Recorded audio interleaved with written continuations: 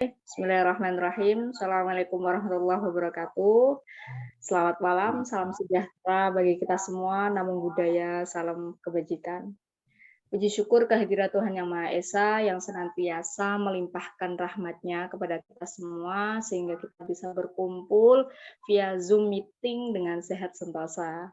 Oke, selanjutnya yang terhormat untuk Ketua Genitri, Ibu Iis Singgih, serta para peserta sekalian saya ucapkan selamat datang. Dan acara webinar ini diselenggarakan oleh Genitri, yakni Dialog Interaktif The Legend Laisan Lasem, yang mengangkat tema mengulik sejarah Lasem dan keberadaan Laisan yang pernah mati suri. Ini sangat menarik ya. Oke, saya Ayu Lestari mohon izin untuk membacakan susunan acara sebagai berikut. Yang pertama, pembukaan. Yang kedua, sambutan dari Ketua Genitri, Bu Iis.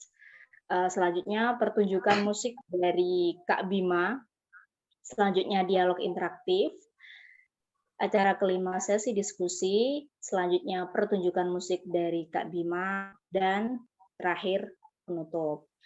Memasuki acara selanjutnya, acara inti yang kita tunggu-tunggu ya, dialog interaktif The Legend Laisan Lasem dengan tema yang sangat unik mengulik sejarah Lasem dan keberadaan Laisan yang pernah mati suri. Nah, sebelumnya izinkan Ayu untuk menyampaikan kurikulum vitae dari pemateri yang sangat luar biasa pada malam ini. Nama Yon Suprayoga, tempat tanggal lahir Rembang 1 Maret 1960, alamat Desa Soditan, RT 6 RW 3, Kecamatan Lasem, Kabupaten Rembang, kegiatan pemerhati sejarah, seni dan budaya Lasem, beberapa kali pentas teater kelompok dan sendiri, dimulai dari tahun 1980 sampai sekarang. Wah, ini sangat panjang sekali ya kurikulum vitae-nya, sangat luar biasa. Ada menulis naskah drama dan lain sebagainya. Oke, untuk mempersingkat waktu, kita dengarkan ya pemaparan materi dari Pak Yon Suprayoga tentang Laisan Lasem itu seperti apa sih. Oke, untuk Pak Yon, waktu dan tempat dipersilahkan. Terima kasih Mbak Ayu. Bu Iis, terima kasih ya.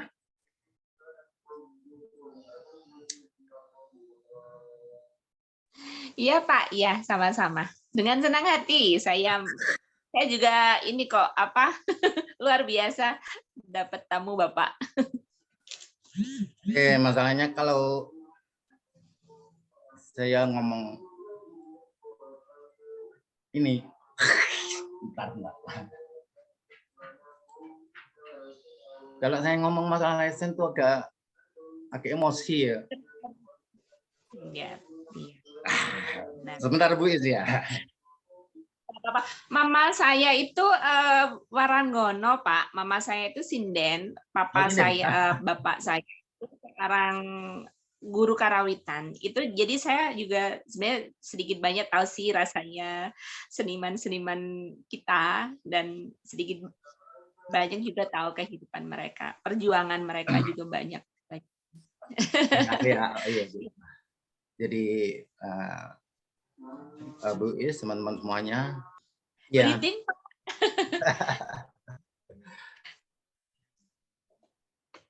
Mangga? Ya, yuk. Saya mau cerita aja ini, mungkin nanti cerita ini bisa menggambarkan Laisan. Jadi waktu saya masih kecil dulu di kampung kami itu setiap hari-hari besar, terutama tanggal 17 Agustus dan Sedekah Bumi, Laisan selalu dimainkan. Setelah itu Laisan jarang dimainkan. Jadi Laisan dimainkan pada kira-kira setahun sekali pada waktu itu. Laisan menjadi ditunggu-tunggu oleh masyarakat Soditan ini. Jadi pada waktu pas panen, pas 17 Agustus, pas Sedekah Bumi, Laisan selalu dinantikan. Dimainkan di suatu tanah lapang, kadang-kadang di halaman suatu rumah, dan saya pada waktu masih kecil, saya harus berangkat duluan. Kalau tidak, saya nggak bisa nonton Laisan, karena banyak sekali yang nonton. Sehingga saya kalau berangkat agak habis maghrib itu saya mendapat tempat di depan. Saya menikmati sekali suasananya. Obor-obor itu ditata melingkar sebagai pembatas juga sekaligus sebagai penerang karena listrik belum ada pada waktu. Kemudian ada salah seorang yang dibawa ke tanah lapang, terus diikat seperti tadi itu diikat. Sementara sudah disiapkan kurungan ayam yang ditutupi oleh kain putih dan di dalamnya itu semua sudah penuh dengan asap dupa. Nah, pada waktu Elailo, dulu namanya Elailo, la ilola Muhammadur Rasulullah pangerane gawe lain. Itu kemudian kurungannya ditutupkan. Setelah itu kemudian ditembangkan sebuah tembang yang namanya bandan. Bandan itu ikat. Uculno bandaniro iki sarila. Uculno bandaniro iki. Sing nguculi dari Uculno bandaniro iki sarila dunung ala durung sing nguculi bau kiwa kejaba pangeran ira. Nah, ini Laisan sudah mulai melepaskan talinya dan mulai konsentrasi. Jadi Laisan ini kan stigmanya yang sampai sekarang belum hilang itu Laisan ngundang setan. Tetapi saya sudah ada 40 tahun bersama Laisan, nggak ada itu yang namanya ngundang setan. Itu adalah suatu keahlian dari pemain Laisan. Dia itu mengosongkan dirinya menjadi suwung, menjadi hening, sehingga tren. Istilahnya tren. Ini Laisan yang sesungguhnya. Nah, kemudian itu dibuka kurungan ayamnya. Setelah itu kemudian dimainkanlah tembang-tembang dolanan dari Laisan. Dan anehnya, meskipun Laisan ini dari pesisir, nggak ada yang menggambarkan tentang pesisir. Semuanya itu menggambarkan tumbuh-tumbuhan. Bertemakan bunga semuanya. Kembang turi, kembang pring, kembang kawis. Dan setelah itu kemudian ada dolanan untuk anak-anak kecil, terus ditutup dengan sebuah tembang namanya Loro Tangis Layung Layung. Suatu tembang yang sangat menyayat hati, karena di situ digambarkan bagaimana sekaratul maut ini. Kita tidak bisa menolong diri kita kecuali Tuhan Yang Maha Esa, digambarkan oleh Laisan. Jadi ada 4 tahap. Tahap yang pertama adalah pembukaan, La ilaha illallah Muhammadur Rasulullah, kemudian Uculno Bandamira, kemudian dolanan-dolanan, dan yang terakhir adalah ditutup dengan Loro Tangis Layung-Layung. Ini sebetulnya penggambaran sangat sederhana dari Laisan, hanya menggambarkan kehidupan dari manusia itu sendiri. Bagaimana orang itu dulu nggak ada, tapi setelah itu ada, dan kurungan ayam itu adalah rahim ibu lah. Ada rahim itu. Kemudian dibuka dan mulailah Laisan menari dan para penembang daun panabu itu nembang gitu.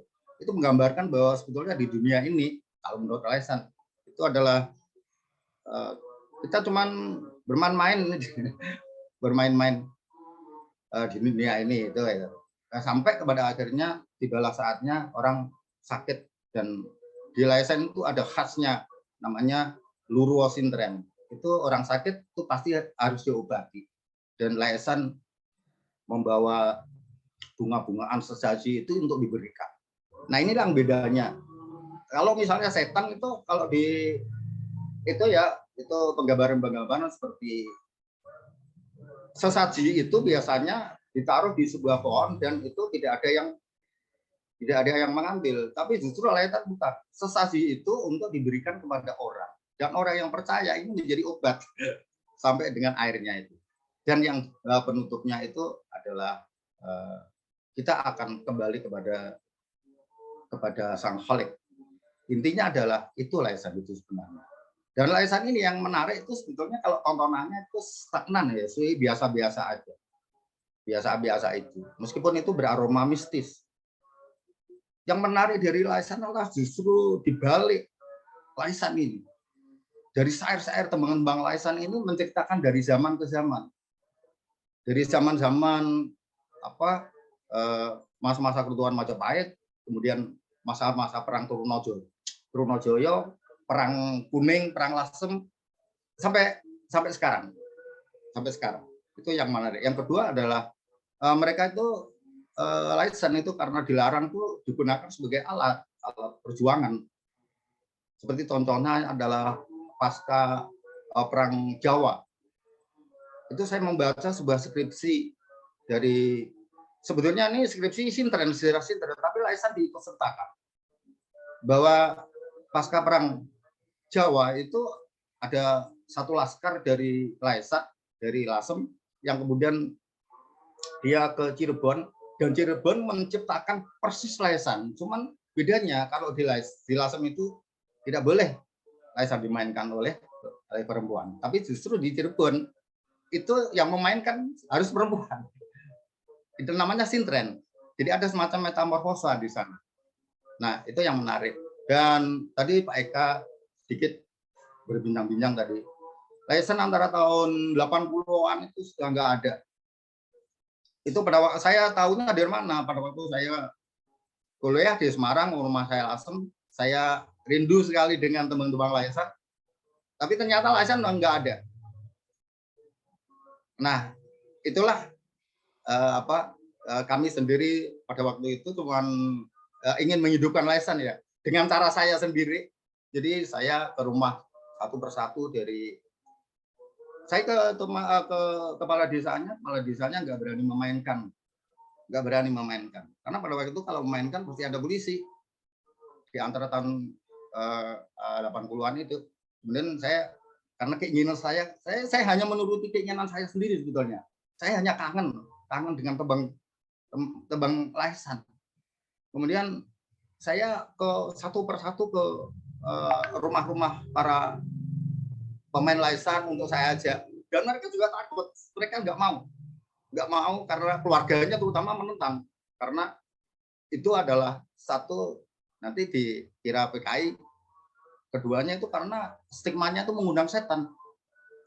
Maka saya mencari cara supaya Laisan itu dimainkan.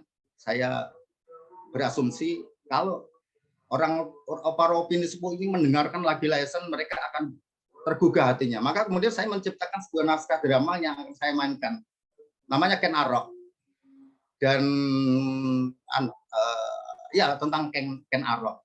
Nah itu latar belakangnya itu kan saya ngomong sama Bapak, saya minta dulu, Bapak ini karena saya mau main drama, ini musiknya itu pakai musik kuno, namanya itu Laisan, ya saya seperti itu. Akhirnya Bapak mau saya bermain, dan saya sendiri yang main bersama teman-teman.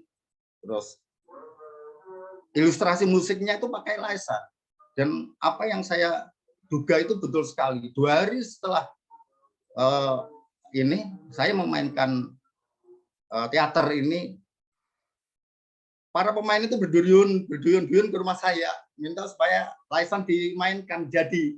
Main jadi artinya main secara lengkap. Nah, sejak itulah, karena ya saya juga takut karena pasti maka benar saya memainkan Laisan itu di sebuah tepi sungai di bawah pohon-pohon bambu. Kemudian saya minta tolong teman saya yang namanya polisi untuk menjaga saya memainkan Laisan. Nanti khawatir nanti tiba-tiba dibubarkan itu. Dan saya mainkan. Nah, sejak itulah kemudian Laisan mulai hidup lagi. Dan di desa masih belum berani. Kita main sendiri aja di tempat itu. Dan kalau kita pengen main tuh, saya mainnya justru di luar kota. Nah, itulah yang bisa saya sampaikan. Dimulai hidupnya itu adalah bapak-bapak itu tergugah kembali untuk bisa main. Dan pada waktu itu sekali lagi itu masih belum berani desa itu memainkan. Nah, saat Laesan itu berani dimainkan di mana-mana, itu saya kerjasama itu. Saya punya wartawan, teman wartawan, dan para penyair di Rembang. Di Rembang itu ada sebuah komunitas namanya Ketek Obleng Moco Puisi. Di situ penyair-penyair Rembang itu penyair Rembang itu banyak sekali, dan mereka itu setiap bulan itu mesti kumpul dan mereka membaca puisi. Udah mau baca pokoknya baca, mau di trotoar mau di mana. Nah, saya teman-teman saya minta untuk membantu Laesan bisa hidup lagi seperti dulu. Nah, yang kedua adalah wartawan. Nah, ini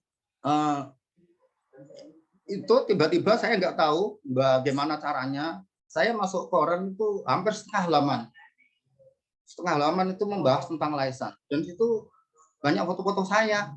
Nah, itulah saya dicap sebagai seorang sejarawan atau budayawan. Padahal saya pelaku.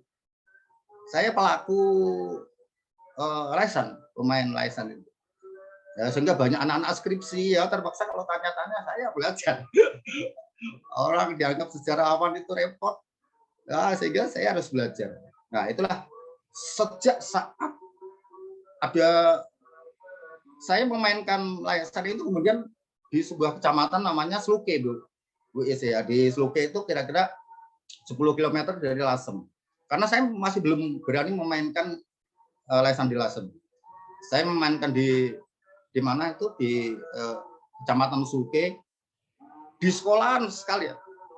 Di sebuah SMP. Itu karena teman saya minta tolong supaya teman saya mengadakan kegiatan di sekolahnya. Karena ini dunia pendidikan, ini masih harus diterobos menurut saya. Kemudian main di Laesan, teman-teman menyair membantu, kemudian teman-teman wartawan mengekspos di media massa. Nah, sejak itulah kira-kira tahun 2016 Laesan kembali dimainkan di Lasem ini. Bahkan Lasem pada saat digaungkan akan dijadikan sebagai kota pusaka, ini kesempatan saya untuk bisa Laesan ini dimainkan secara masif. Dan alhamdulillah sekarang Laesan dimainkan. Bulan kemarin Laesan dimainkan 1 bulan itu 4 kali. Diminta main di mana-mana. Orang sunat aja sekarang sudah main di Laesan. Jadi ayat sunatan, tetaan itu dimainkan. Nah, makanya pada waktu saya teringat sejarah Laesan ini ditanya oleh Bu Is tadi, saya tuh ada perasaan ingin nangis gitu. Benar Pak, Itu, benar. Saya merasakan itu. Ya itulah yang bisa saya sampaikan. Sekali lagi adalah Laesan itu adalah suatu pertunjukan rakyat yang asli dari Lasem dan sangat kuno. Ini perlu diselamatkan. Alhamdulillah itu berkat dari teman-teman semua. Ini terutama sama Mbak Ayu nih. Ayo ini udah waktunya Laesan ini mulai seperti dulu lagi. Ini teman-teman penyair itu harus membantu karena menurut sejarah yang membantu bangkitnya dari Laesan adalah para penyair dan teman-teman seniman, terutama penyair karena waktu itu. Caranya bagaimana? Laesan kita mainkan. Di tengah-tengahnya para penyair itu membaca puisinya. Membaca puisi. Nanti ada teman dari wartawan kemudian mengekspos dan mereka menyebarkan di media massa. Ya, artinya menurut saya memang keberadaan Laesan kembali secara masif dimainkan di Lasem itu karena kita tidak bisa sendirian. Pasti ada teman-teman yang membantu. Dan ini teman-teman yang berani lah, teman-teman yang berani. Kayak penyair ini temannya di GNP ini orang teman-teman yang seniman terutama sastrawan ini orang-orang berani sebetulnya. Ya berani, lentang mau dibubar polisi silahkan. Ya itu kan bahkan saya pernah dipanggil kiai itu. Jadi kiai di Lasem itu pernah manggil saya seperti di sidang karena saya di kampung itu ikut perkumpulan namanya Manakib. Saya juga ikut Manakib. Tapi saya doyan Laesan katanya. Yang kamu itu Manakib tapi doyan Laesan kan pikirannya Laesan itu mengundang setan. Nah, itulah. Oh, jadi bermacam-macam halangan, tapi alhamdulillah sekarang license dimainkan, bahkan sekarang kita berkumpul di sini adalah mengayu bagio license yang spiritnya adalah bidadari. Jadi mungkin aja bidadari kita itu yang namanya license berada di sekitar kita. Spiritnya, Bu. Itu yang bisa saya sampaikan, Bu Is, Pak Eka. Terima kasih. Assalamualaikum warahmatullahi wabarakatuh. Berarti ini ya Pak, justru Mbak Ayu enggak apa-apa ya? Kita ngobrol santai aja malam ini. Halo, Mbak Ayu. Jadi sintren itu diadopsi dari Laisan ya Pak sebenarnya ya? Itu saya baca sebuah skripsi S1, Bu. Skripsi S1 dari UNES kalau tidak salah. Itu menceritakan tentang sejarah sintren, dan dalam sejarah sintren itu diceritakan bahwa awal mulanya itu karena dari Laisan, pelarian dari Lasem yang kemudian menciptakan sintren di Cirebon. Ada yang menarik memang. Ya. Kebetulan saya pernah bikin puisi tentang sintren ini, Pak, dan saya perhatikan tadi itu sama persis gitu urutan-urutannya gitu. Tapi terus nanti Bapak bilang sintren itu dimainkan perempuan. Oh, berarti diadopsi. Berarti sebenarnya bibit apa asal mulanya ya dari Laisan ini ya, gitu. Dari Laisan, Bu. Iya. Ya, dari Laisan. Cuman di Cirebon itu serintan sudah memakai alat-alat gamelan. Tetapi di Lasem itu kami sendiri yang bersepakat bahwa Laisan itu apabila kita yang memainkan, maka semuanya itu memakai alat-alat yang dulu sampai sekarang dimainkan. Itu. Monggo Mbak Ayu dilanjut, barangkali teman-teman yang lainnya ada yang mau tanya. Pak Eka tadi sepertinya ada chat juga.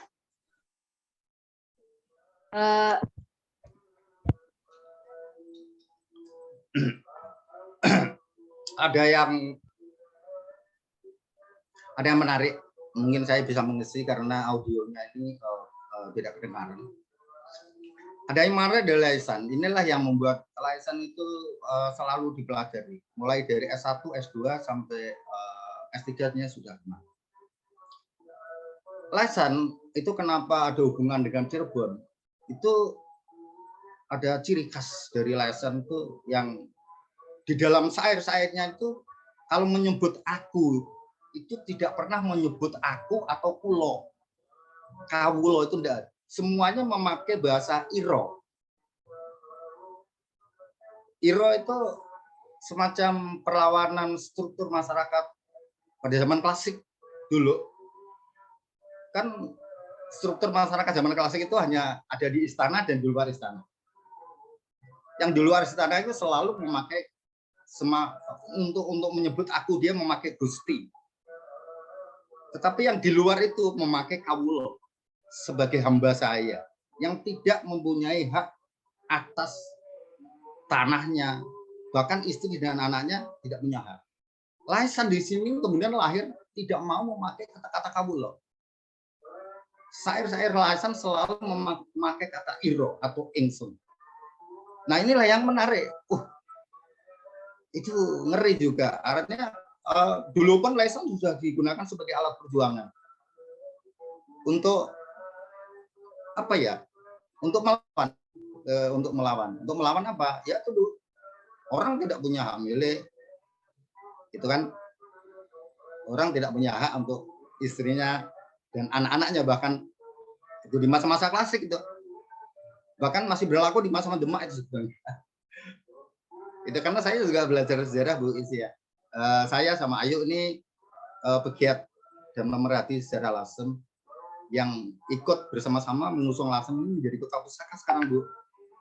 Jadi saya harus belajar banyak dari sejarah-sejarah. Samping itu karena saya sudah terlanjur dicap sebagai sejarawan sama Ayu itu yang ngecap tuh. Jadi kalau ada pertanyaan tentang sejarah, kalau tidak bisa saya jawab, saya malu. Maka saya harus terus belajar tentang sejarah, terutama sejarah Lasem.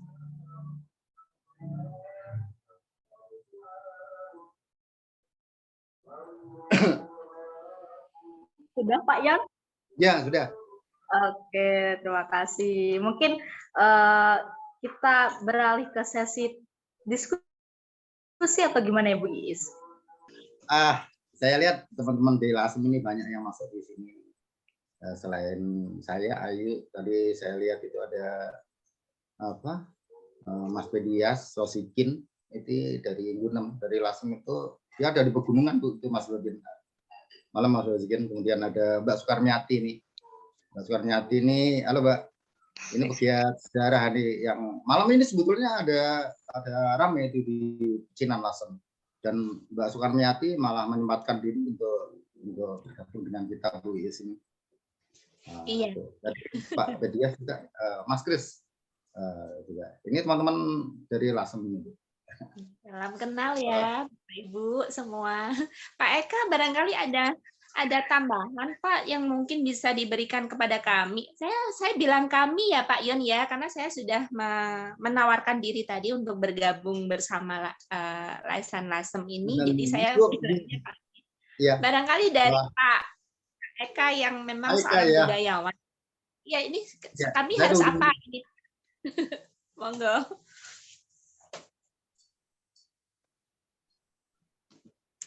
Pak Eka. Pak, gimana tadi? Iya. Jadi, oh, Pak Eka sedang tidak bisa ini, cuman mungkin chatting ya. Pak Eka tadi sempat tanya sih Pak, itu di chattingannya apakah Bapak sudah berhasil menerobos ke ini Dewan Kesenian di sana, gitu. Ada beberapa waktu yang lalu, sekitar 1 bulan yang lalu, itu dari Kementerian Kemendikbud itu wawancara dengan kami di rumah kami, itu ada sekitar 7 orang, jadi Dewan Kesenian yang dari Semarang, khusus menanyakan tentang Laisan. Saya juga, katanya di bulan September ini mau seni lagi sambungan itu, dan hubungannya itu nanti dengan rempah-rempah. Saya juga kurang tahu. Ya. Untuk Dewan Kesenian di mana itu di Rembang belum, karena saya lihat Dewan Kesenian di Rembang itu banyak alokasi anggarannya itu ada di pewayangan. Yang lain-lain seperti Laisan belum. Apa kira-kira? Apa enggak tertarik Dewan Kesenian Rembang? Dewan Kesenian Rembang itu ketuanya teman saya, Pak. Dan harusnya tertarik lah. Ya, terus yang Laisan Kembang Turi itu siapa? Gimana Pak Eka? Ada Laisan Kembang Turi yang itu sudah ada di YouTube beberapa. Laisan yang Kembang Turi itu salah satu kembang dari Laisan. Itu kan kembang Turi, bedodok Belanda dari itu yang kayak gitu ya Pak ya. Itu Pak Yon juga atau orang lain? Di LASEM itu hanya satu ya, Pak Eka. Hanya satu, ada Laisan itu, Laisan LASEM itu. Iya. Ya. Saya dengar memang begitu waktu Topeng Malang dulu diteliti itu cuma hanya satu. Tapi setelah ada kemungkinan untuk dikembangkan, ada sumbangan, jadi 9. Jadi hati-hati Mbak. Iya Pak. Iis, itu ada kesempatan itu biasanya mengundang perpecahan atau persaingan. Jadi pada waktu kita menawarkan begitu, tiba-tiba yang tadinya nggak ada, terus muncul. Itu kebiasaan kita. Tapi ada satu hal yang gembira, yang menggembirakan kita hari ini adalah terbukanya ini katanya zaman keemasan dari kearifan tradisional. Jadi bagaimana kita bisa mendorong ini semua untuk maju, bagaimana bisa meningkatkan, bisa memberi kesempatan, peluang dan lain-lain melalui video, melalui siaran langsung, melalui streaming, dan melalui seperti itu, dan pakai TikTok. Pak Yon saya kira bisa membuat TikTok Laisan, dan saya kira Ibu Isinggi bisa menolong ya kalau memang itu terjadi. Memang tidak bisa lepas dari biaya, saya yakin itu biayanya tinggi, tapi tidak setinggi wayang kulit. Kalau wayang kulit itu yang saya pernah lakukan dengan pakeliran padat, itu bisa 60 juta loh sekali main. Iya betul. Tapi kalau Laisan hanya 1,5 juta, saya kira bisa saweran gitu. Dan memang ada kemungkinan. Cuman harus dibikin tertulis atau bikin rekaman-rekaman yang bagus. Tentang trans itu harus dijelaskan bagaimana situasi kejiwaan orang yang trans, apakah itu aman untuk yang bersangkutan atau untuk penontonnya juga. Saya kira itu. Oh iya, dan juga skenario atau lakon-lakon trans. Kalau Kembang Turi itu satu lakon, ada lakon yang lain atau lakon yang lain yang kira-kira menunjukkan kekayaan Laisan itu. Ini harus dieksploitasi atau dieksplorasi untuk dikenalkan ke dunia luas. Saya yakin ini kesempatan emas, Mas Yon, ya. Mas Yon Suprayoga ini, ya. Kami melihat bahwa sejak 10 tahun terakhir ini memang di Kompas itu tadi ada yang menceritakan tahun 2012 sudah ada laporan tentang Laisan. Iya, betul. Iya, sudah. Terima itu kasih. Iya. Lanjut ya Pak Eka. Betul, Ya. tahun 2012 itu sudah ada. Itu pada waktu kami membuat sebuah acara yang namanya Festival Lasem, Pak. Itu ya di Festival Lasem. Dan sebagai informasi Pak Eka, itu kemarin kami diundang secara spesial itu dari Al-Kafinari, sebuah kapal penjelajah dunia itu Laisan diminta untuk perform itu di bagus. Iya, di mudah-mudahan sukses. Ya, ini apa ya, kesempatan lah untuk tampil bukan hanya secara nasional tapi juga kepada internasional. Yang saya harapkan adalah, nah itu katanya di kampungku minggu depan ini Joyce Alvisa ya, itu mengatakan bahwa ada wayang kulit rutin setiap adat Munjungan, itu biayanya sudah 70 juta dengan dalang.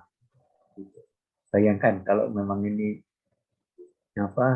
wayang kulit sampai 70 juta, Laisan 1,5 juta, itu kan ya kayak nggak sinkron ya Pak? Ya nggak menarik, tidak menarik. Artinya apa, kacangan. Iya betul Pak. Jadi perlu diperbaiki, entah kostumnya ditambah, entah pelatihannya ditambah, sehingga angkanya menarik. Kalau wayang kulit 70 juta ada yang bayar, masa Laisan 1,5 juta nggak ada yang nanggap. Iya Pak Eka. Saya bulan lalu itu ke Telogowatu ya. Telogowatu itu di Klaten. Di Klaten itu ada ya semacam jaran kepang gitu. Dan kuda lumping gitu. Jadilan itu juga menarik karena jadi khas desa Telogowatu itu. Kalau di Jawa Timur itu ada satu tempat yang ya ini namanya Henry Nur Cahyo. Itu pernah dengar nggak? Henry Nur Cahyo itu pejuang budaya Panji. Ada festival Panji. Kalau ada festival Laisan juga saya kira bisa berkembang. Dan mengundang ke seluruh Indonesia. Ini di satu desa kecil di Lampung Timur, itu ada yang sedang ulang tahun, mengundang bagaimana membuat buku tentang desa kecil di Lampung Timur itu. Saya kira kalau Rembang itu lebih kenal ya bisa lah. Selamat deh, selamat berjuang Mas Yon. Saya yakin Anda tidak sendiri. Maju terus. Mbak Ika, terima kasih sekali ya. Ini malam ini ada wawasan yang membuat artinya wawasan saya menjadi terbuka. Memang kemarin-kemarin sejak license itu ya seperti kita itu berjalan apa adanya. Kalau dia jatuh kita bangkit lagi, jatuh bangkit lagi, jatuh lagi bangkit lagi. Cuman itu aja belum pernah ada pengembangan seperti yang disampaikan Pak Ika tadi. Terima kasih Pak Ika ya. Ya, ini mungkin Joy Alvisa mau bicara. Ini ada pendapat yang bagus sekali. Kepala desa sebagian dari masyarakat setiap panen bagi yang punya sawah diminta 10 sampai 15 kg padi. Saya kira kalau memang laisan kebanggaan rakyat Lasem terutama, saya kira tidak ada yang keberatan. Ya, silakan Ibu atau Bapak Joy Alvisa. Mungkin bisa menghidupkan pelantangnya. Ya, pelantangnya mungkin masih di mute.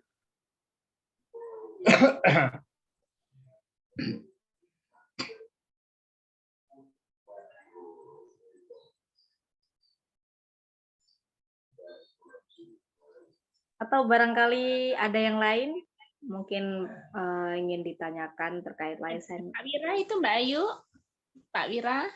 Ada Pak Wira yang... Iya, mau tanya Bu saya. Tentang license ini nilai-nilai apa yang bisa diwariskan pada kami generasi muda khususnya Bu? Atau ya nilai-nilai apa yang bisa diambil dari license ini gitu Mas? Mas Fadri, mungkin saya bisa menjawab begini Mas. Banyak orang mengenal license. Itu yang pertama-tama karena magicnya, karena mistisnya. Kemudian yang kedua adalah tembang-tembangnya itu kadang-kadang seronok. Kadang-kadang seronok.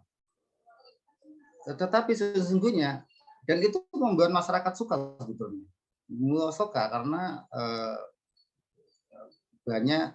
banyak tembang-tembang license itu yang mengingatkan kepada sejarah. Sebagai contoh, pada saat Lasem itu dikeroyok oleh Belanda. Hampir semua kekuatan Belanda yang ada di Nusantara ini untuk mengepung Lasem.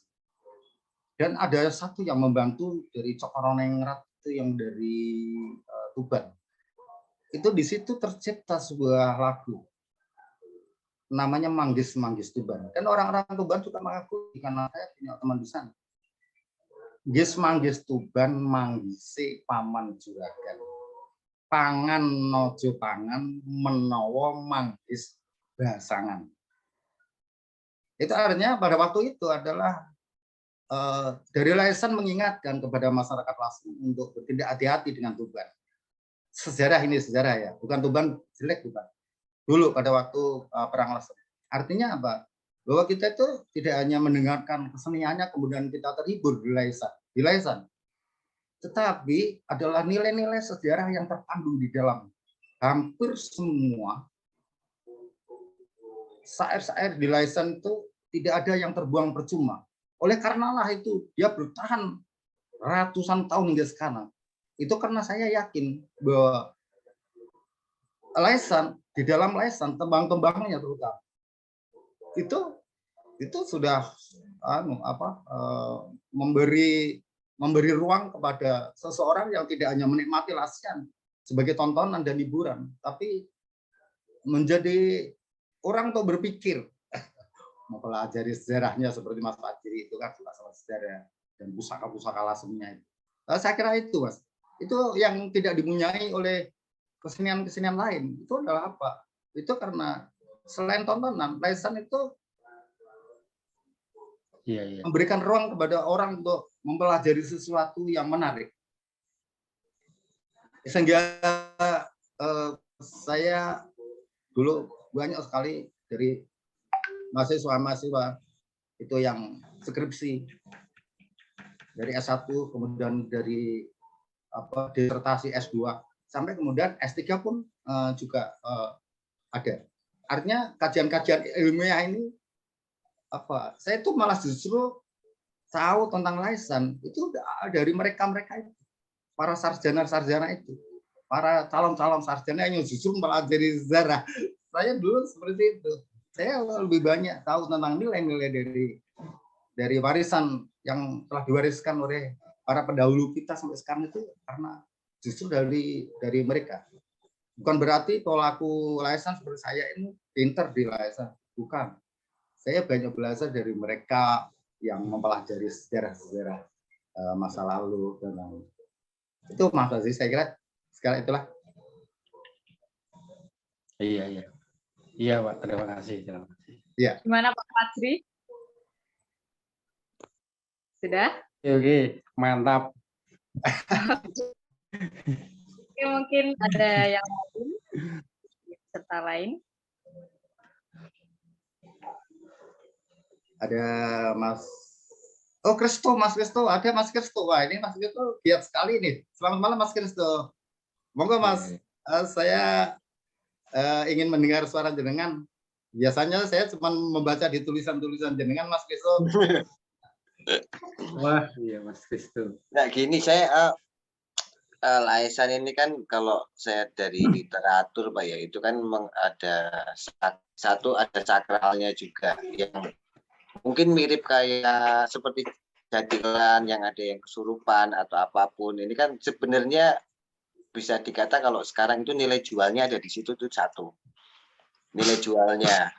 Terus dari sisi keseniannya ya mohon maaf sekarang sih jarang orang yang tertarik kesenian. Jarang sekali. Itu jarang sekali. Nah, kalau dari itu satu keseniannya tidak menarik minat, apa sih yang bisa ditarik yang lainnya? Seperti misalnya, sekarang kan banyak sekali YouTube, kita bilang YouTube yang berkaitan dengan hal mistis itu banyak banget. Itu salah satu nilai jual. Kalau kita bicara, kita mau komersil, kita mau bukan idealis. Kalau idealis sudah, akhirnya kita jalan dengan sisi idealis kita. Masalah nanti itu diminati masyarakat atau tidak, ya itu udah pasti ada efeknya ke situ. Karena untuk kesenian seperti sekarang wayang kulit berapa banyak sih orang yang nonton sekarang Pak? Kan itu kan, yang nonton berapa banyak wayang kulit. Tari-tarian berapa banyak. Paling kalau tari-tarian ada orang nikah, ada itu satu tarian apa ada gitu selesai ke bawah angin, udah pulang dari nikahan itu dan kita nggak ingat, kita nggak tahu nikahan apa, tariannya apa, bentuknya apa maksudnya menceritakan apa, kita nggak tahu tariannya.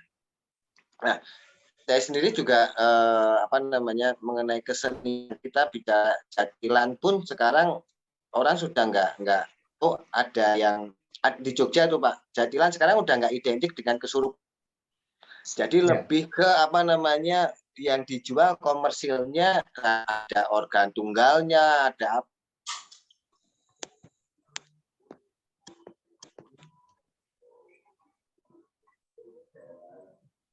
Ada di mana udah nggak ada. Itu akhirnya sebatas sebagai hiburan masyarakat yang datang ke situ. Nah, kalau Laisan itu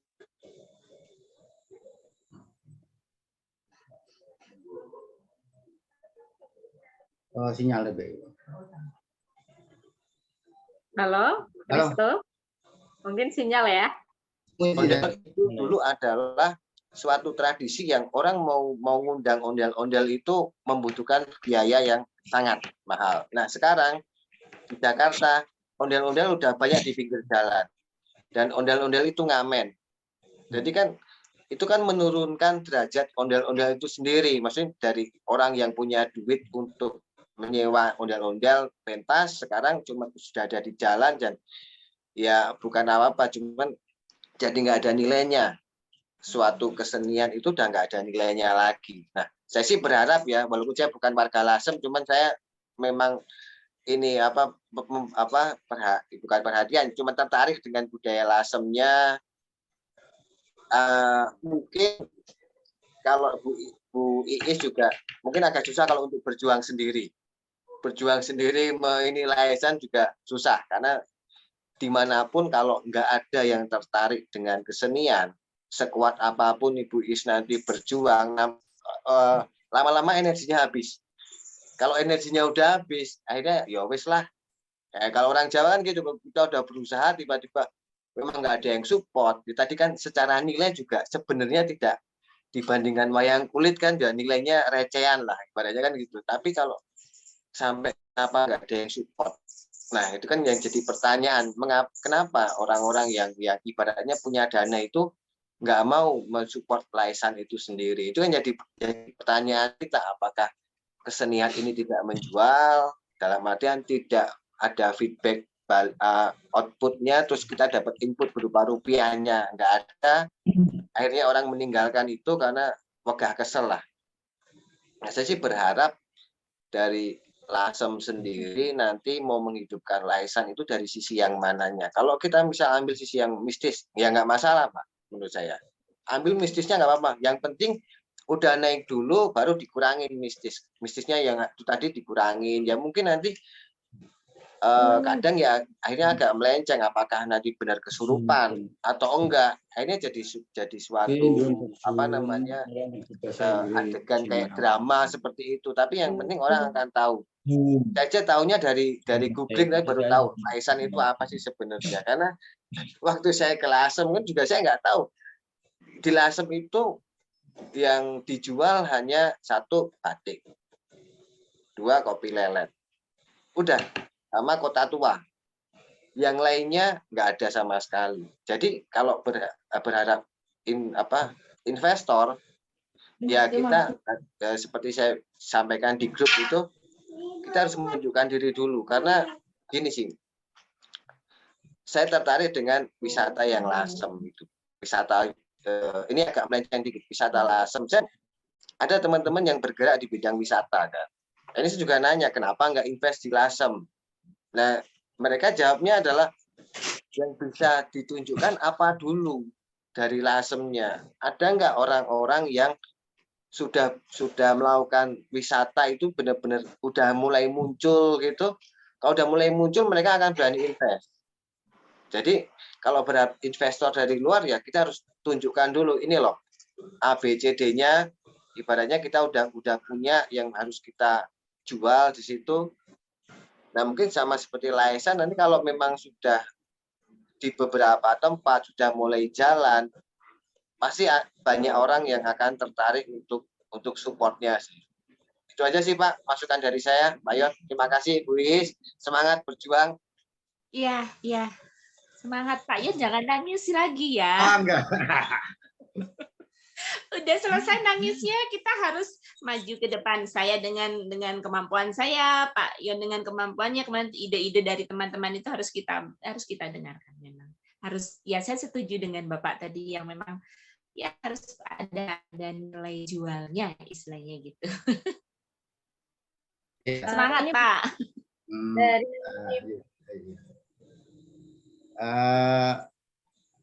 itu Mas Kristel ya, terima kasih sekali Mas.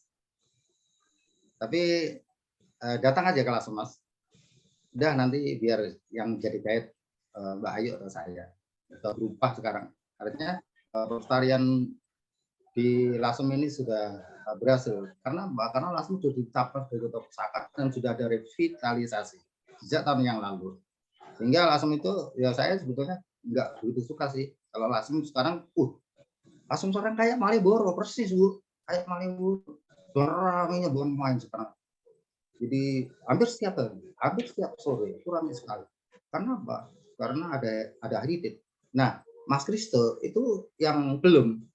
Jadi sejak tahun 2012 sampai tahun 2022 ini adalah 10 tahun. Itu teman-teman pegiat yang ada di Lasem termasuk Ayu itu adalah mereka berkonsentrasi pada Undang-Undang nomor 11 tahun 2010. Lasem harus menjadi kawasan kota cagar budaya. Dan alhamdulillah tanpa kita sangka ternyata Lasem sudah milik Kota Pusaka. Dan inilah saatnya seperti Mas Kristo saya disampaikan tadi. Ini adalah saat di mana intangible heritage-nya kita mulai up lagi.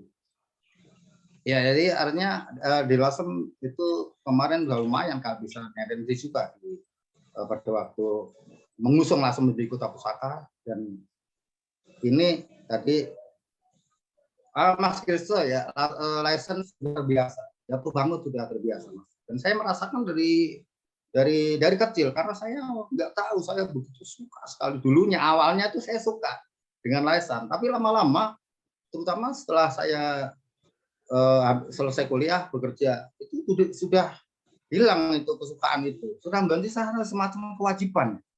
Ada semacam kewajiban untuk license itu harus bangkit. Dan itulah ya, saya kira Mas Kristo nanti Lasem ini barusan aja Mas jadi kota pusaka, dan kita baru mau membangkitkan di samping license, mungkin ada solusi yang lain. Itu dibantu ya Mas Kristo di Jakarta ya Mas. Jakarta Bu, itu Mas Kristo itu Bu. Ya.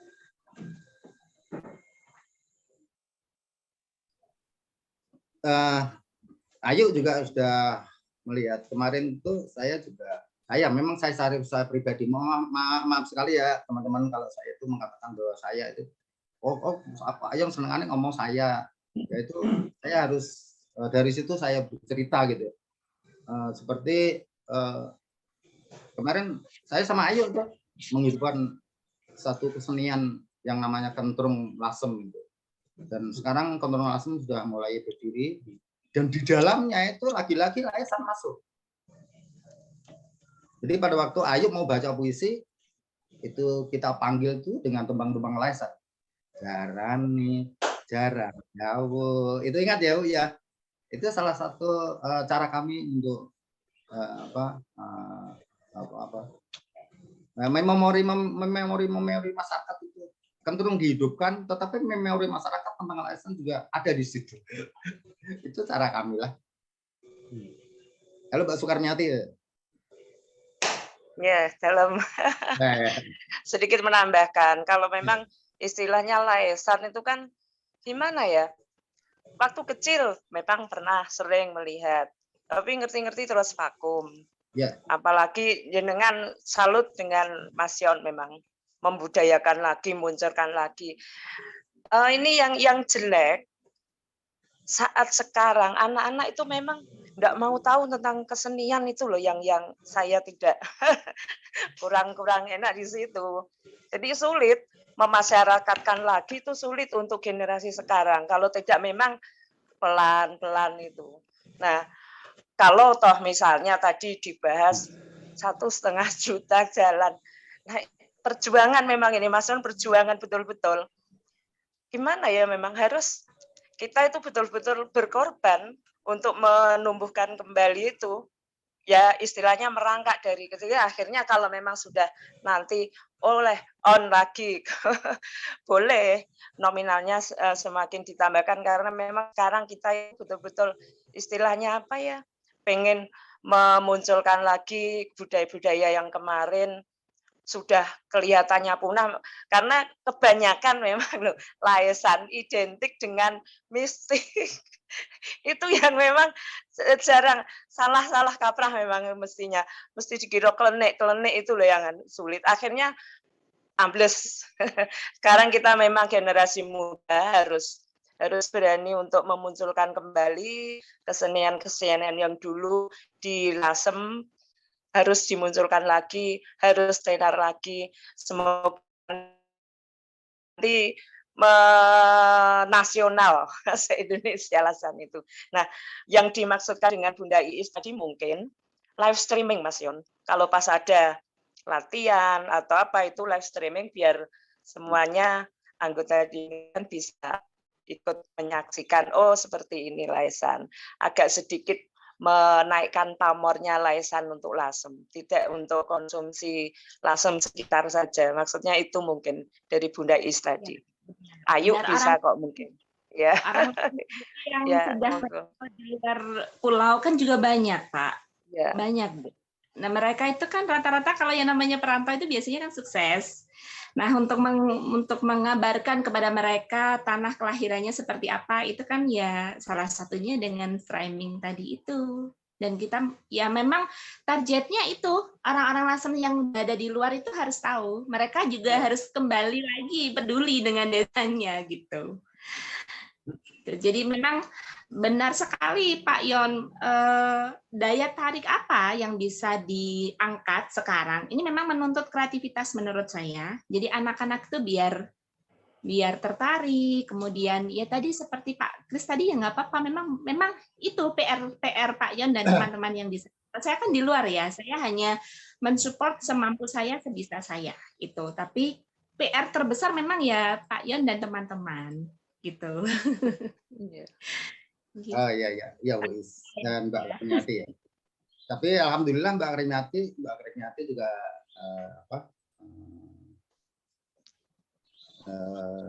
insya Allah tahu ya jadi perkembangan layasan itu.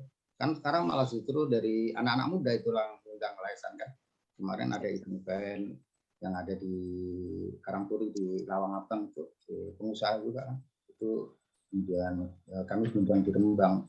Kami diundang di Rembang itu dalam rangka festival 9 sungai itu anak-anak muda semua. Jadi mereka tertarik itu justru karena mereka melihatnya itu tidak langsung dari live dari langsung di tempat, tapi justru malah dia tahunya dari googling, dari dari internet itu. Jadi begitu dia tahu tentang lihat internet, yang kemudian penasaran, kemudian mereka datang ke tempat saya, kemudian mereka juga nanggap lah istilahnya, nanggap ya itu. Terus Bu Is tentang saya pernah mau mengadakan satu festival juga dalam rangka bagaimana layasan itu bisa dikenal.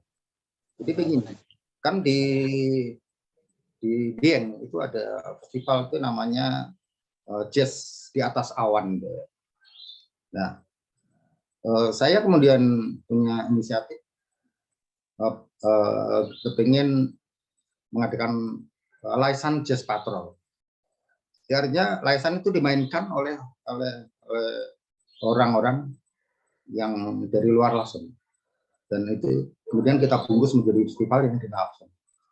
Itu dulu kita namai layasan Jazz Patrol karena layasan ini enak sekali kalau untuk patrol. Nah, caranya begini, mereka akan membawakan beberapa tembang-tembang dari layasan yang artinya ada semacam inovasi. Kan begini, layasan itu selindro. Jadi layasan itu bukan pelok. Layasan itu memengaruhi apa istilahnya? Otak itu karena selindronya itu. Jadi ya kayak gitar itu ya agak miring-miring gitu. Ya, jadi ini kan selindro itu kan berarti 1, 2, 3, 4 nggak ada, 5, 6. Ini yang dari pemusik itu biasanya kalau mereka memainkan layasan itu kok iramanya begini ya, agak sulit karena selindro itu. Makanya kemudian Pak Yon ada ide apa? Saya pengen nanti ada festival layasan Jazz Patrol itu. Itu kan pernah kayak Tri Utami itu juga pernah bukan ngobrol, saya membaca tulisannya itu aja. Pada waktu saya mempelajari Malang tuh. Saya Malang itu suka sekali karena di sana itu wisata itu basicnya itu kampung gitu ya, seperti Kampung Cempluk itu tanggal 18 saya sebetulnya pengen ke sana Bu, cuman di sini banyak kegiatan juga.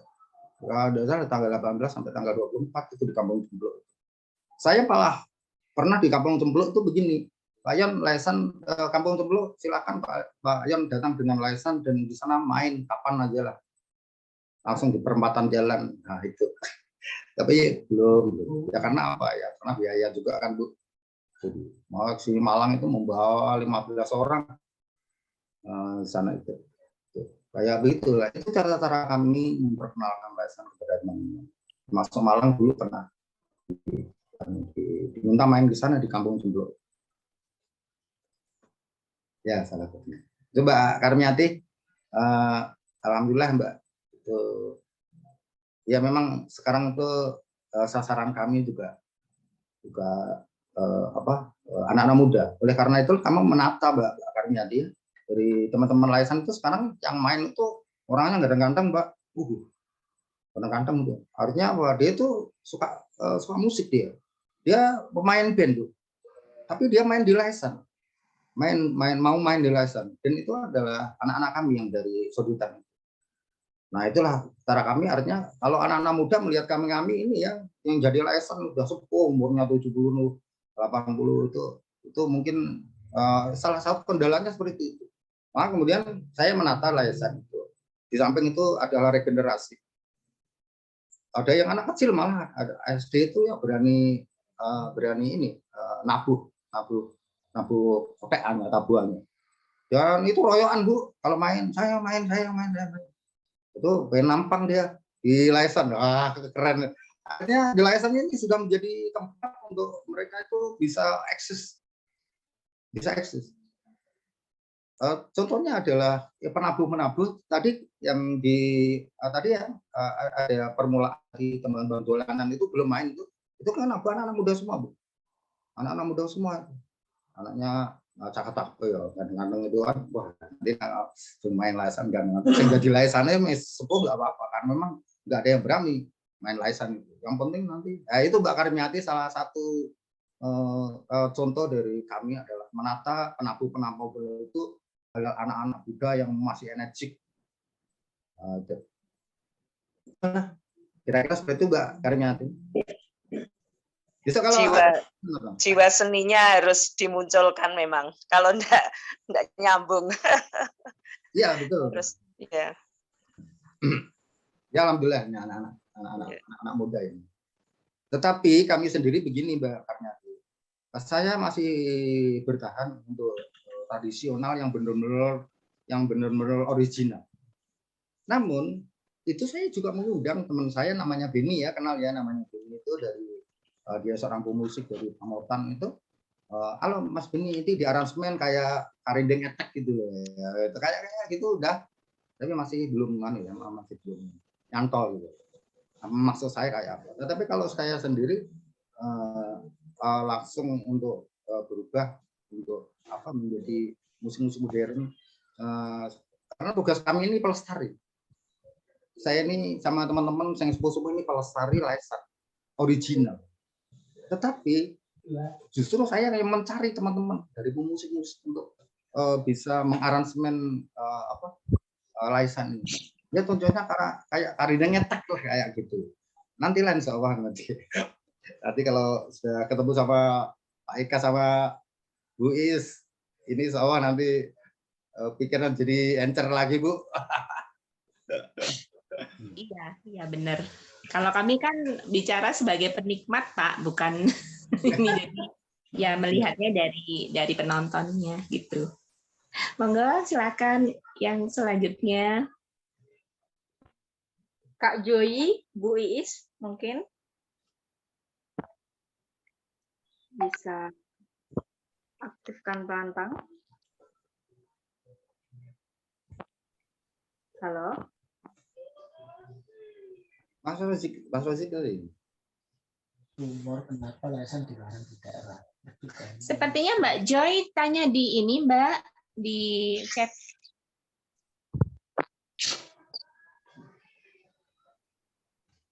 Oke, dengar rumor kenapa Laisan dilarang di daerahku itu karena musrik, kolaborasi seni dengan makhluk halus. Benar.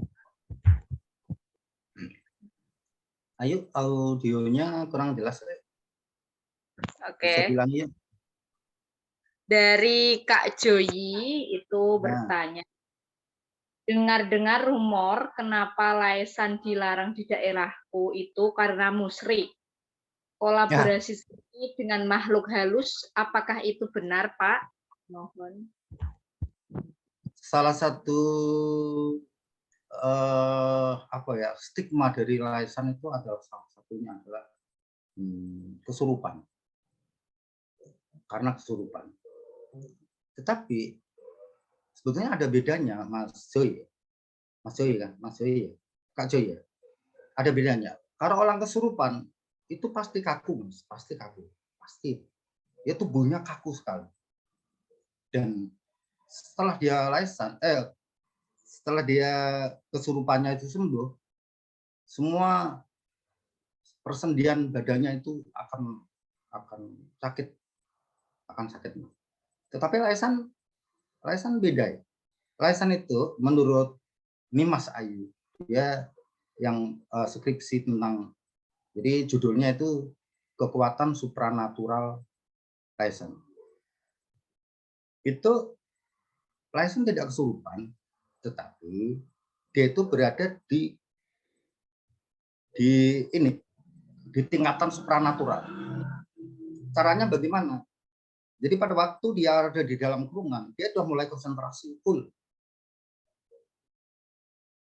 Sehingga dia sudah tidak merasa lagi ada asap pipa.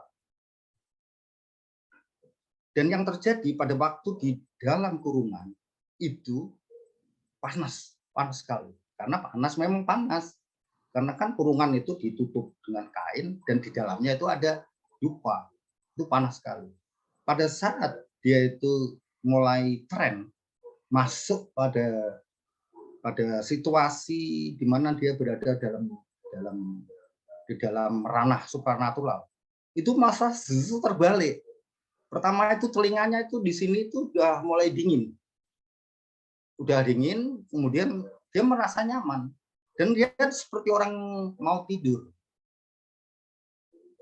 Jadi dia mendengar lamat-lamat tetabuhan Laisan itu dan dia tidak bisa mengendalikan dirinya atau membebaskan dirinya untuk menari dia itu menari dan menari semua dia merdeka, ya mau nabrak orang terserah, pokoknya dia nari.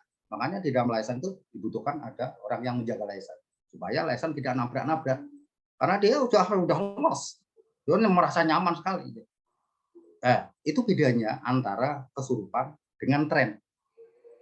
Nah, yang jadi masalah itu kan sekarang kan kenapa dilarang? Itu karena apa? Karena ada stigma masyarakat tertentu. Saya bilang masyarakat tertentu yang mengatakan bahwa ini adalah kesurupan.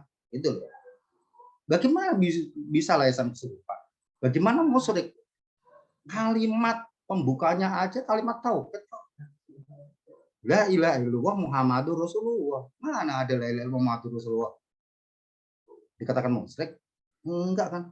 Nah, itu kan hanya stigma aja. Stigma itu saya yakin itu adalah rentetan dari stigma yang pernah ada pada waktu Laisan itu dijadikan sebagai alat promosi PKI dulu itu.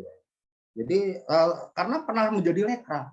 Itu kan pertarungan, wah itu bukan fisiknya, itu fisik sudah selesai.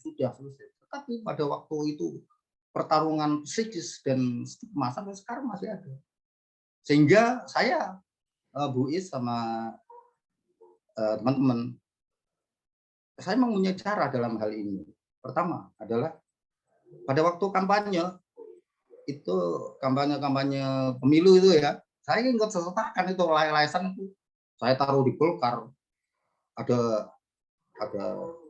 kampanye, bahkan PKB dulu pada 19 saya PKB. Tujuannya apa? Kalau ada pertanyaan, Laisan itu milik PKI, stigma. Lu siapa bilang mau Golkar juga main ke kok? PKB juga main ke, PDI juga main ke. Ya, itu caranya. Yang paling sulit adalah merubah stigma Laisan itu kesurupan, mengundang setan. Nah, itulah maka kenapa saya ada teman saya yang Ustadz, ya mungkin Mbak Ayu kenal itu, Gus Sidik almarhum Mbak. Oh itu jadi saya di LSM itu ada kiai masih muda namanya Gus Sidik, dia itu punya pesantren dan dia itulah yang tahu tentang LSM awal karena saya sering ngobrol-ngobrol. Udah Pak Yon main, nanti saya yang ada di situ. Ada Ustadz namanya sekarang itu Mbak Ayu juga kenal pasti, namanya Gus Matoya. Gus Matoya tuh berada di garda depan pada waktu LSM itu dimainkan kalau ada suara-suara. Tetapi alhamdulillah Mas Joy, Kak Joy sekarang udah mulai berkurang. Karena apa? Karena di belakang LSM itu penewat LSM itu juga banyak yang dari pesantren. Jadi santri-santrinya tuh kalau malam tuh dia pengen nonton LSM tuh pamitnya ngopi tapi nonton LSM. Tuh. Dia suka dengan syair-syairnya. Nah, itulah salah satu bagaimana LSM itu kenapa LSM dilarang karena stigma. Dan stigma itu masih ada sekarang karena stigma dari dulu masih belum selesai. Itu yang bisa saya sampaikan Mbak Ayu ya Mas Joy. Semangat ya Pak Yon ya. Kalau udah kena stigma itu memang berat. Iya, saya boleh menyapa tamu kita malam ini ada Profesor Effendi. Bapak, selamat malam Pak. Ya, selamat malam Bapak Ibu semuanya. Iya. Terima kasih sekali. Saya sebenarnya salah satu kelemahan orang seperti saya itu kan tiap hari terjebak oleh buku dan terjebak oleh dinding kelas ya. Jadi kagum sekali kalau ada pemikir sekaligus juga praktisi yang sekaligus sebagai tokoh seperti Pak Yon. Saya menyampaikan apresiasi yang setinggi-tingginya, apalagi perjuangannya tadi diceritakan seperti itu.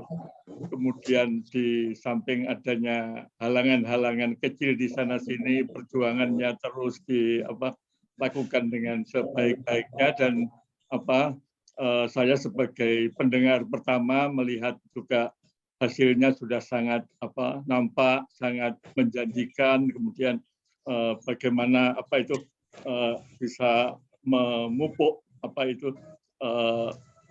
ibaratnya kalau kita menanam itu kan sekarang ini ya sedang tumbuh, kemudian bagaimana akar-akarnya, dahan-dahannya, daun-daunnya, kemudian supaya menjadi semakin kuat sampai terus menjadi pohon yang mengakar dan terus hidup.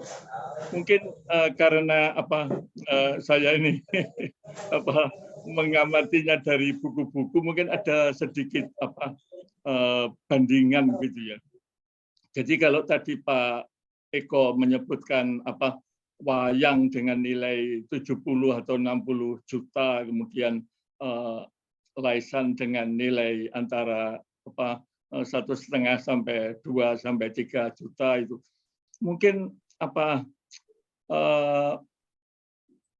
kesenian seperti wayang itu boleh dikatakan akarnya sudah sangat dalam gitu ya. Jadi ibaratnya pohon itu sudah kalau di alun-alun itu sudah jadi pohon beringin gitu. Jadi ya seakan-akan itu kalau kita melihat alun-alun ya pasti ada pohon beringinnya begitu. Jadi kayak ada antara kalau kita membicarakan itu ada pusat dan ada tepian begitu. Nah, seperti kalau saya jadi ingat dengan almarhum Pak Profesor Suripan Sadi Hutomo. Saya kira Pak Yon pernah kenal nama itu ya. Orang aslinya dari Bluro, itu guru besar di UNESA bahasa Jawa. Belum, Mbak. Oh, belum ya. Jadi pada masa sugengnya beliau, masa hidupnya beliau, itu Pak Suripan itu adalah seperti tokoh yang menjadi tonggak yang sangat utama gitu dalam itu. Nah, disertasi Pak Suripan itu sangat menarik judulnya. Itu adalah Kentrung Sarah Wulan dari Tuban. Jadi yang pernah saya lihat pada waktu beliau melakukan penelitian, kemudian disertasi, bahkan seingat saya pernah dimuat di Tempo itu, jadi dikatakan sebagai dokter kentrung begitu, karena untuk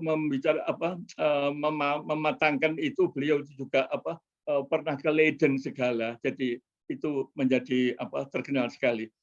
Kesan saya pada waktu itu kalau ada acara-acara Pak Suripan menyampaikan masalah-masalah akademiknya itu selalu mengundang pemain kentrung itu ke kampus.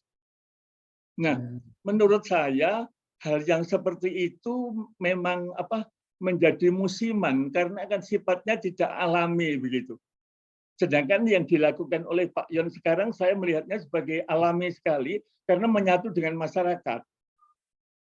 Sementara yang dilakukan oleh Pak Suripan itu kan seperti mengundang pemainnya ke situ, kemudian jadi dinikmati dan gitu. Tapi dengan surutnya Pak Suripan dan sekarang Pak Suripan sudah almarhum gitu, saya tidak melihat lagi seni kentrung itu yang tadi dulu kan di kampus Ketintang itu ya, ketika Pak Suripan itu kan namanya kampusnya jurusan bahasa Jawa di Ketintang itu, jadi beberapa kali pemain kentrung itu main di sana dan selalu banyak karena Pak Suripan memberikan penjelasan akademiknya gitu.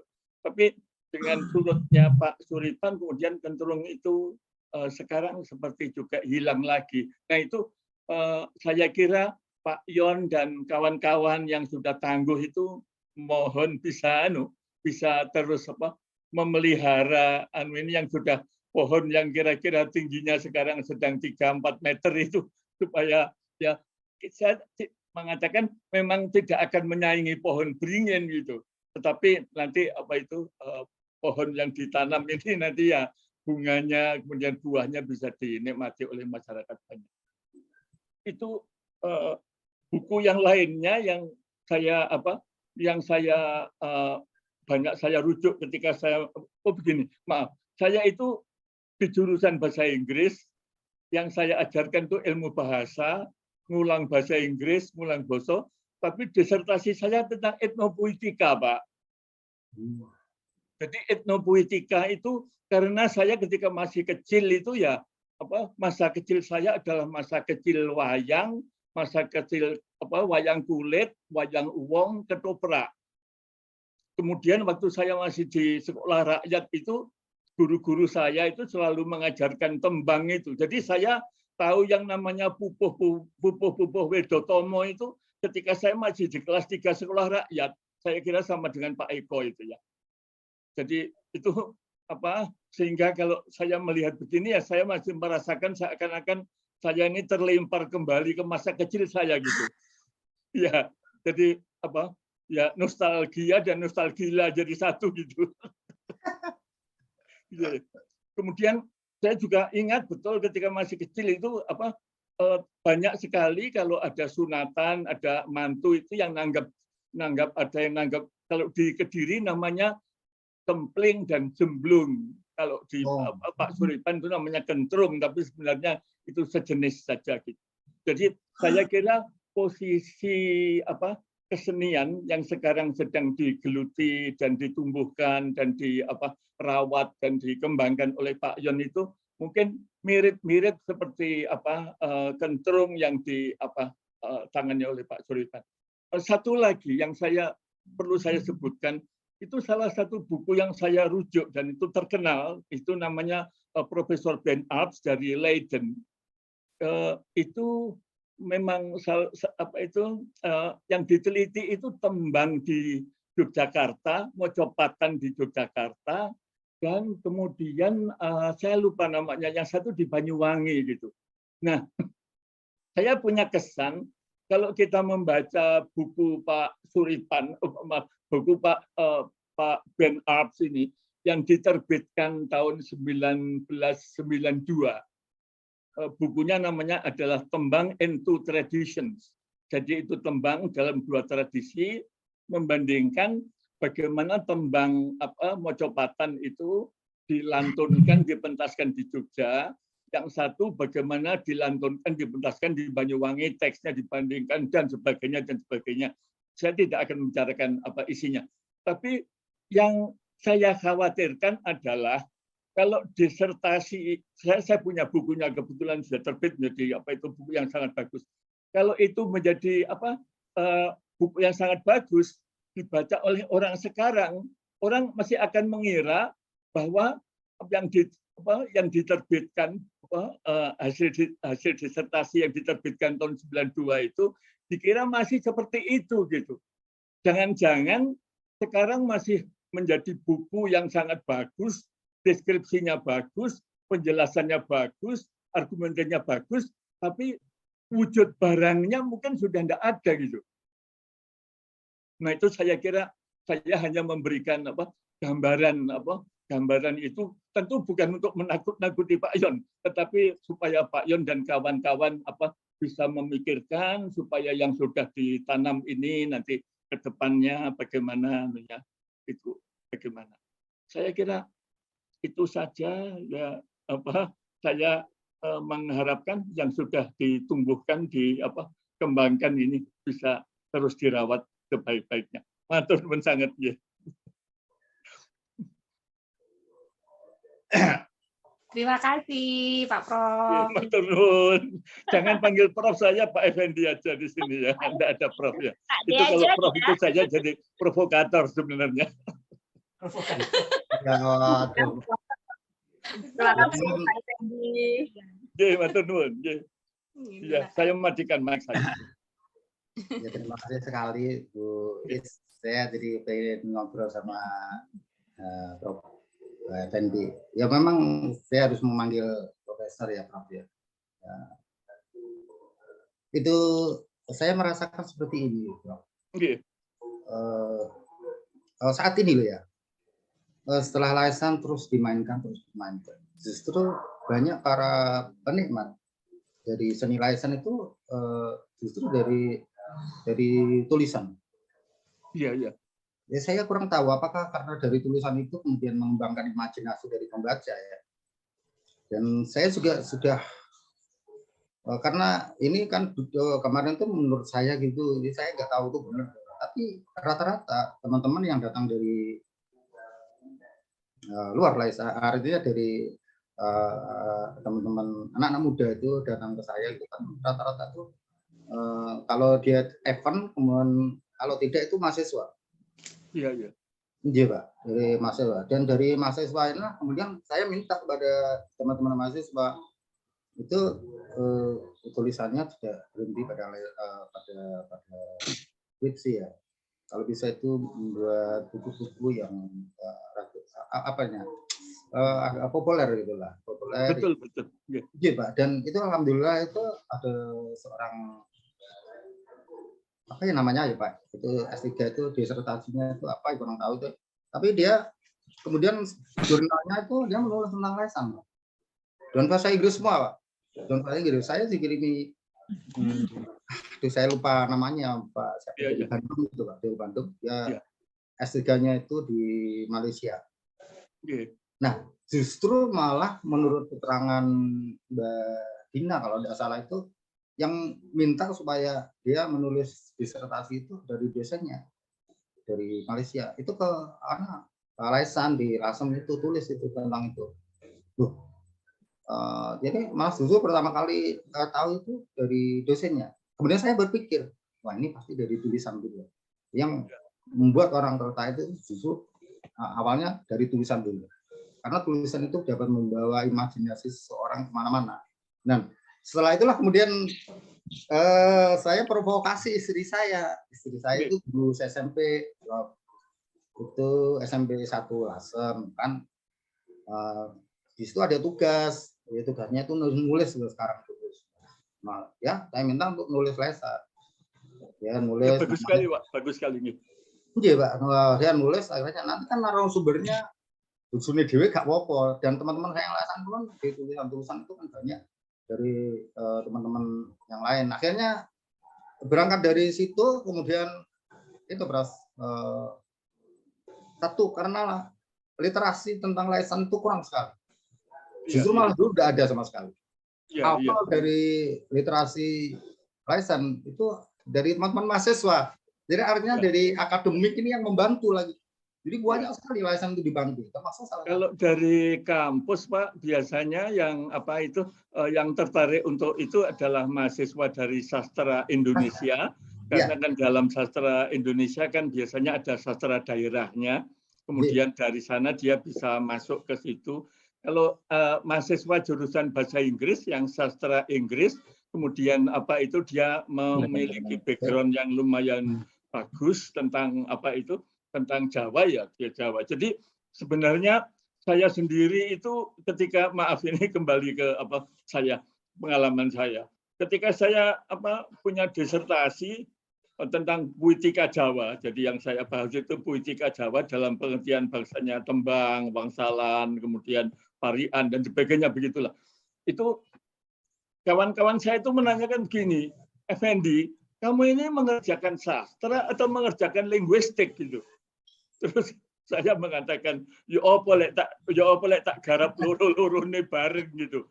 Jadi sebenarnya disertasi saya itu ya pada bagian-bagian tertentu memang membicarakan linguistik secara mendalam sekali, tapi pada bagian-bagian tertentu saya juga membicarakan sastra juga lumayan puitika. Ya tentu saja karena saya orang linguistik pembicaraannya bukan tapi sangat struktural, tapi saya masuk menjadi sangat dalam itu ketika membicarakan ketika membicarakan Wulangreh, Widotomo, Ronggo Warsito, kemudian Mangkunegoro keempat, yaitu saya membicarakan itu lumayan dalam. Hanya sayangnya itu sampai sekarang disertasi saya itu bahasa Inggris itu kan apa sih modo gitu loh.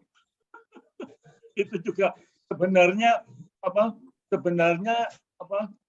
itu dianggap bagus di sana gitu. Tapi nengkene apa sih modo gitu. Artinya yang itu memang sebenarnya tantangannya kalau kita mengerjakan sesuatu di luar negeri itu memang di sana dipuji-puji tapi kok ini entek-entekane apa sih modo gitu kan. Iya. Jadi dan saya sendiri kalau misalnya ya apa Pak Effendi sampai terjemahnya di waduh nggak punya waktu itu ya sekian ratus halaman itu. Jadi ya begitu. Jadi betul Pak, itu bagus sekali kalau misalnya pelajaran bahasa Indonesia yang di SMP, SMA atau SMK, kemudian juga itu diminta membuat esai-esai yang populer, kemudian nanti bisa disebarkan dengan lewat medsos gitu. Jadi sehingga informasi itu sekarang dengan kecepatan medsos seperti itu. Iya. Ya Prof, makasih. Ya alhamdulillah itu saya senang sekali.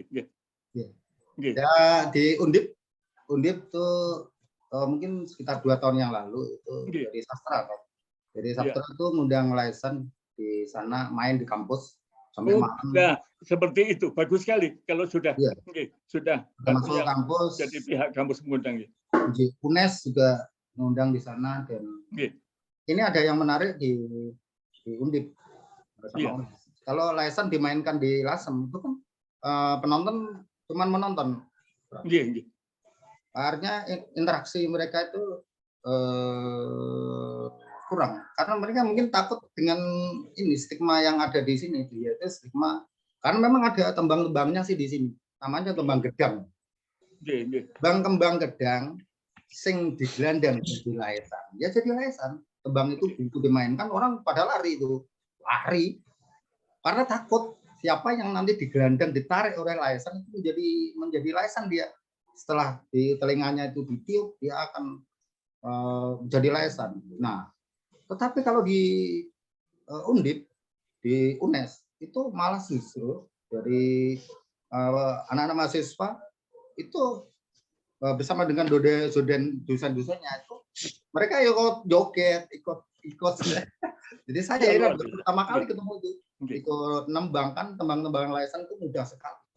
Sangat mudah karena itu. Saya akan berkomentar sedikit lagi Pak. Jadi sebenarnya kemenangannya posisi yang di pinggiran karena tidak ada pakem yang terlalu membatasi. Jadi kalau misalnya kita ngomong tembang, itu kan ada guru lagu, guru wilangan. Yang ditanyakan di Trenggalek itu bocah-bocah, apa sing diarani guru wilangan? Katanya inggih menika guru matematika katanya. Jadi kalau tembang itu kan ada guru lagu, guru wilangan. Nah, kalau karena Bapak itu seperti begitu, saya kira dengan melihat padi, melihat pisang, melihat bambu, melihat alam sekitar, itu saya yakin Bapak dan kawan-kawan sebagai istilahnya pemikir sekaligus pelaku dari KSN itu bisa terus-menerus mengembangkan dan menciptakan tembang-tembang baru yang sifatnya itu ya menarik, mungkin ada yang lucu, yang tadi dikatakan mungkin tuh misalnya agak menarik, kata seronok itu di Malaysia kan artinya cantik gitu ya. Kalau di tempat kita seronok itu artinya kan agak ya opo gitu ya. Iya, jadi betul. Itu saya kira punya kebebasan untuk menciptakan tembang-tembang itu baru gitu. Jadi mungkin yang bisa kita contoh itu Lodruk Kartolo itu. Itu kan terus-menerus menciptakan varian-varian baru itu. Mudah-mudahan saya mengharapkan Pak Yon bisa terus-menerus menciptakan itu jadi ada gilanya, ada anunya gitu. Iya, Prof. Terima kasih. Monggo waktunya jangan-jangan sudah lewat waktunya terlalu larut gitu. Tapi saya matur nuwun sekali nggih. Sudah habis. Nggih, matur nuwun ya, matur nuwun. Terima kasih. Selamat sekali lagi Pak Yon dan kawan-kawan. Nggih, Prof. Nggih, matur nuwun sami-sami. Oke, terima kasih untuk semuanya. Sebelum menutup acara pada kesempatan kali ini akan ada pengumuman door prize yang akan diberikan oleh Bu Iis selaku Ketua Genitri. Mungkin bisa langsung disampaikan Bu Iis saja. Bu, monggo. Iya, terima kasih Mbak Ayu. Kebetulan saya baru terbit buku baru ya, jadi saya mau kasih 2 untuk teman yang hari ini bergabung. Siapa ya? Ya, nanti door prize-nya akan saya berikan kepada Pak Wira tadi yang sudah bertanya, dan Ibu siapa ya tadi ya? Ibu siapa? Ya, Bu Karmiati. Iya. Itu nanti dapat door prize buku dari saya. Terima kasih hadirnya malam ini. Mudah-mudahan di buku saya itu juga 90% budaya kok. Insya Allah nanti juga bisa saya juga bisa mengangkat budaya-budaya itu juga. Terima kasih Mbak Ayu, itu aja. Oke. Terima kasih juga Bunda Is. Kenal ya Bu ya. Oke, baik Bu. Mungkin ada tampilan dari Laisan, cuplikan dari Laisan atau kita tutup dulu saja Mbak. Nanti saya putarkan, barangkali teman-teman ada yang sudah malam, mungkin yang di Indonesia Timur kan sekarang udah jam 11 mungkin ya. Iya. Oke, tutup dulu. Terima kasih atas partisipasi dari peserta dialog interaktif pada malam ini. Terima kasih untuk Pak Yo dan teman-teman Genitri, teman-teman dari LKCB dan lain sebagainya. Demikian acara pada malam hari ini. Apabila ada tutur kata yang kurang berkenan, saya mohon maaf. Wallahul muwaffiq ila aqwamit thoriq. Wassalamualaikum warahmatullahi wabarakatuh. Selamat. Oke, monggo yang mau pamit, enggak apa-apa. Ini saya silakan kesenian. Terima kasih Pak Effendi. Ya, terima kasih Bu Iis. Akhirnya ketemu juga di sini ya. Ya, alhamdulillah Pak Yon. Mohon diri, selamat berjuang ya.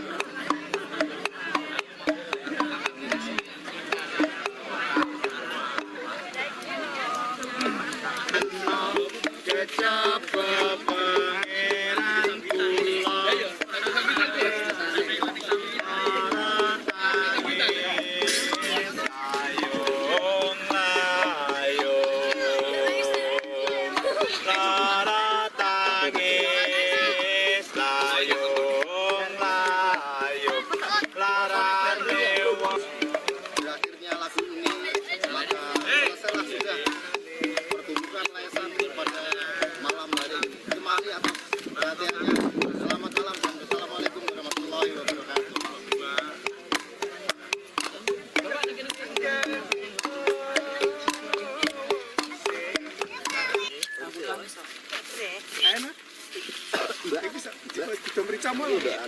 Muter wonge. Langsung muter ternyata.